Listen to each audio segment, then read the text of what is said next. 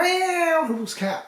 When everything fails, welcome to lecture 1 on the great lecture series. This lecture is all about helping others. Yes, it never was just all about you, was it? Humans are altruistic, seeking ways to help one another. There's often a fear of antisocial or negative behavior, such as looting, in which persons steal from homes and businesses that have been left behind in an evacuation. However, that's actually a rare outcome. Bad behaviour in SHCF catastrophe is extremely rare, outside of high crime areas. Any prepper online that's telling you differently is either very much deluded and doesn't know what they're talking about, or is just deliberately pushing fear porn entertainment for money. So I would avoid preppers that tell you that in any major catastrophe, within minutes, the people will be banging on your house trying to eat your children. It's just not true. I know that may sound counterintuitive when we see so many stories of violence and despair on the evening news, but in a disaster, things change, and that change prompts individuals to seek ways to help one another. In many sudden and unexpected disasters, organised crime where it already existed is often the first and best responder. We call this emergent behavior, and here's what that means. When a disaster happens, it tears at the fabric of our society, of our community, of our relationships, of our property, of our own physical safety, and that of others. It's not business as usual, and so we probably shouldn't expect behavior to be business as usual either. A new kind of behavior emerges in the wake of tragedy, which is why we call it emergent. This is the actual real reset, not what the idiots online blather on about. The focus almost immediately shifts to helping other people, even at risk to yourself, except for those who are clinically psychopathic and sociopathic. So given the chances that you are probably going to help other people in most, but not all, major disasters, why don't you plan for it? Why don't you prepare for that? Why not? It's actually a good thing to do because you're probably going to do it anyway. Emergent behaviors related to disasters can take two forms. The first is in the development of emergent groups, in which members of the public, who, I should add, are not trained first responders, come together. They come together to help those who have been affected by a disaster, which may include helping during an actual response or providing assistance in recovering from an incident. This almost always occurs when there's a physical threat or a psychological threat to a group. There are numerous examples of this. In the 1990s, a subway train crashed into another subway train in Toronto at the deepest part of the subway system. Within seconds, people knew about it because it happened in the early evening, and we braced for major catastrophe, etc. There was not that many people, thankfully, injured. Nobody was killed. We were lucky. But what happened was almost immediately, within minutes, people started dropping off water and soda pop by this place because it was really hot. It was July. While some of the fluids was welcomed by the first responders, there was a massive amount dropped off, which then involved people having to pay for and move this stuff away at the end of the incident. This happened in Sandy Hook. People bought and sent teddy bears to say they were really touched and sorry that all these little kids have been killed by gun violence. However, if they'd sent money, that money could have been used to help the families and surviving kids and siblings, but they didn't. They sent teddy bears. So many teddy bears that some of them were burned.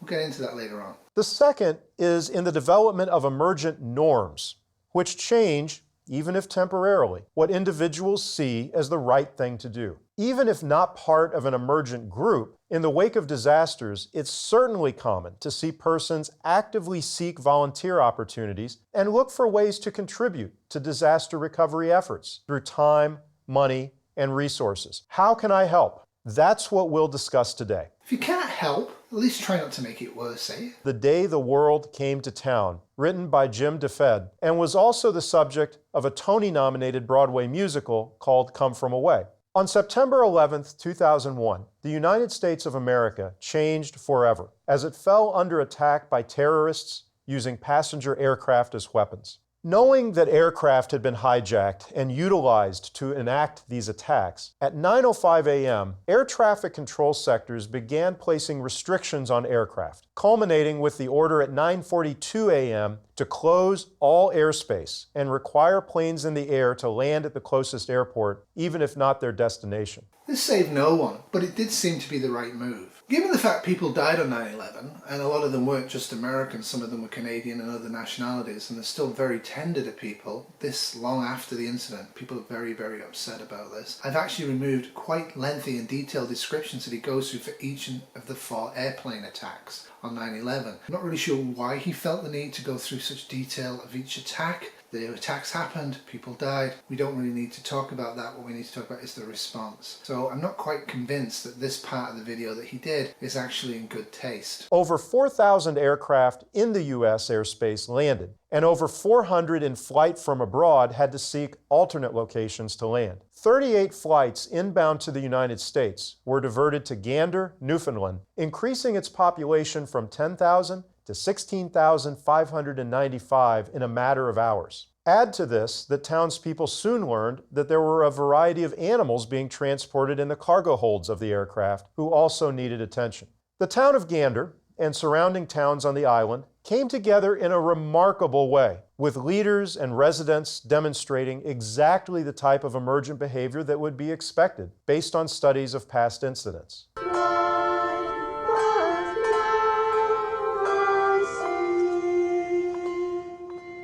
For the first time ever, American airspace is closed. The FAA now says that all international flights headed for the United States are being diverted to Canada. On September 11th, 8 domestic flights are scheduled to land in Gander.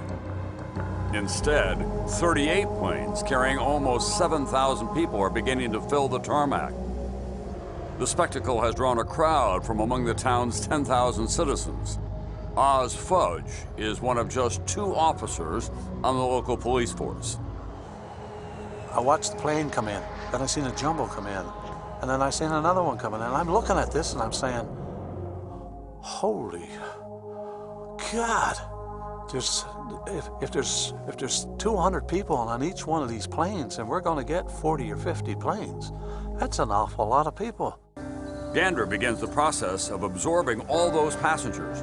So many that in a matter of hours, they will nearly double the local population. Currently, there are thousands of people in Gander and surrounding area that need your help. Please come to their assistance, lend a hand, lend a meal, offer your services wherever possible. I'll tell you, this experience with your town has just been beyond belief. We were buying some clothes earlier for the extra day stay, and the shopping clerk actually invited us to her house to take a shower. So it's been like that ever since we've been here. There's not one person that we have come across who hasn't offered to help us in some way. It's overwhelming. All of us, as we were leaving, tried to leave some money with the people, and they wouldn't take it. They'd just look at us and they'd say, no, you do the same for us. Welcome to Gander International. On a typical day, it looks like this. 7 planes in, 7 planes out. In a span of just 90 minutes, this little airport was transformed into a major international hub. 38 jumbo jets carrying 6,700 passengers and crew found themselves on Gander's doorstep with nowhere to go and nowhere to stay. How many hotel rooms do you have in Gander? 500.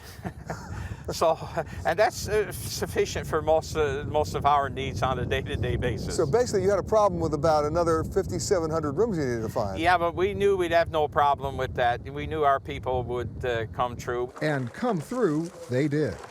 In a matter of hours, the town of 9,000 had mobilized a volunteer army to assist the plain people, as they were now being called, bringing food, medicine, and clothing to makeshift shelters in local schools and Legion halls.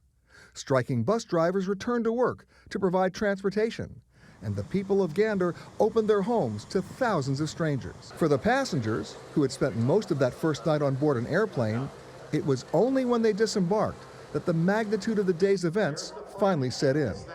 They were all together in what seemed to be the middle of nowhere. I think we were just happy to be on the ground at that point, given what we had heard. I was more concerned about the people, the victims, and I felt quite lucky. When they left with a new sense of hope. They left with a new sense of pride, and they went away saying that there's still good people left in our world. And God bless the people of Gander. They're fantastic. Unbelievable. Gander is a typical disaster response. The community itself doesn't feel a direct threat, so it mobilizes itself in incredible ways to actually help the people that have been affected. This will even happen and has happened numerous times in numerous disasters where the community itself has been directly affected. San Francisco in the Great Quake, I can give you numerous examples. 9/11, there was a huge number of local New York volunteers who did heroic and amazing work in the days and weeks after 9/11 occurred. How you can help in the wake of a disaster, whether in your community or elsewhere. There are 3 concepts I'd like to discuss related to that question: the role of volunteers, the importance of credentialing, and how donations should, and perhaps equally importantly, should not be handled. He doesn't answer prepper questions here. I'm a prepper. I have some questions before I pile in and help other people. Is it safe to do so? Will doing so distract me from other, more important tasks that I need to do in response to this disaster to protect myself, my family, and my community? Will it deplete my physical and emotional resources in such a way that it will become hazardous to me going down the road from this event? Of course, the single most important question to ask, if you can answer it, is this local, regional, national, transnational? How big a scope is this disaster? And then you want to ask yourself, is this going to be short-term, medium-term, or a really long-term duration event? The answer to all of those parts of this question, question 4, the very important question, actually will dictate if and how much you actually help others in any event. In some disasters, volunteers are on the scene before first responders arrive. This was the case in the Boston Marathon bombing of 2013, as medical aid volunteers were already stationed to help runners in need of aid at the finish line, which was near where the bombs exploded. This is sometimes the case in disasters that produce structural damage, and particularly natural disasters, as persons living in the community may help to rescue their neighbors from debris or to transport them to hospitals. This was illustrated in 2005 after Hurricane Katrina, as the Cajun Navy, a group of volunteers with boats, deployed to help rescue persons stranded by the floodwaters. The Cajun Navy is another example of an emergent group. Have you ever stopped at the scene of a car accident to help, not to look? Have you ever donated to charity? At all? They're both voluntary decisions as well, though it's oftentimes involuntary to actually help others in response to disaster. I think that's one of the key things for me, having done quite a bit of reading around it and having been involved in minor disasters. There's an inbuilt desire. You actually definitely try to respond. It's very hard not to respond in a lot of cases. The point of this is, volunteers can and do make a difference during and after a disaster event. There are 2 primary types of volunteers. The first are what we might call spontaneous volunteers, who are usually individuals unassociated with a formal volunteer group. Neighbors helping neighbors would be an example. The first deployment of the Cajun Navy, before it was recognized as such, would also be an example. The second are known as VOADs. That's an acronym, VOAD, that stands for Voluntary Organizations Active in Disasters. These are usually national organizations that are recognized for their disaster work. There are many examples. In fact, there's a national organization called National Voluntary Organizations Active in Disaster, also sometimes called by the acronym NVOAD, which is an umbrella organization that includes as its members the numerous groups that provide disaster services. Examples include groups like the American Red Cross, the Amateur Radio Emergency Service, Feeding America, the Humane Society of the United States, the United Way, many religious organizations, and more. You can learn more by visiting the NVOAD website, and I hope you will. Getting pre-training to help provide coordinated response to any type of disaster is obviously a really good idea and a good thing. There's going to be multiple personal and societal benefits from getting involved in an organization that's formally recognized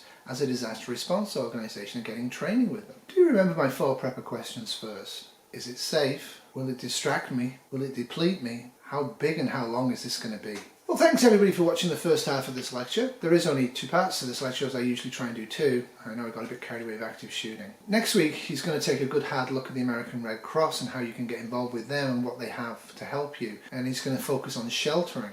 Now, his video, of course, is before COVID. They're actually going to have a separate video, which is just information, that actually talks about setting up a COVID-safe shelter if you're working for the Red Cross. He also talks about ground rules for you as a volunteer at any type of disaster scene. He talks quite a bit about credentialing. I'm not going to cover that in too much detail. I think it's pretty obvious, but he does talk about where to get trained, where to get credentials. I think that's kind of an important thing because information and training is very important. He talks about ICS or IMS courses, as I call them, and I think they're important. I've done 3 of the 4, and I'll put some links up for all of this stuff in the description, and we shall see what we shall see. He does talk about charitable giving, because for most people giving money or giving muscle is actually the two things that they can do reasonably effectively in any sort of disaster.